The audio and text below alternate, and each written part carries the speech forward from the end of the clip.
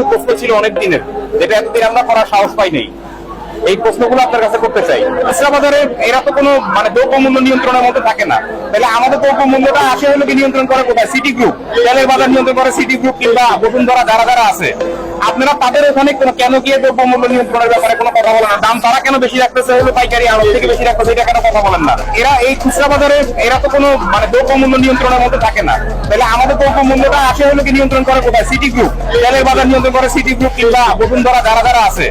আপনারা তাদের ওখানে কেন গিয়ে দ্রব্যমূল্য নিয়ন্ত্রণের ব্যাপারে কোনো কথা বলেন না? দাম তারা কেন বেশি রাখতেছে হলো পাইকারি আড়ত থেকে বেশি রাখতেছে, এটা কেন কথা বলেন না? তারপরে চালের ব্যাপারে আছে, মঞ্জু আছে, তারপরে মোজাম্মেল আছে, তারপরে ইরফান আছে।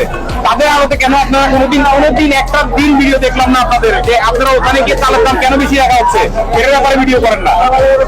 এটার কারণটা কি? যথাযথ চিন্তা করেছেন, আপনাকে ধন্যবাদ। আমাদের উত্তরটা এরকম যে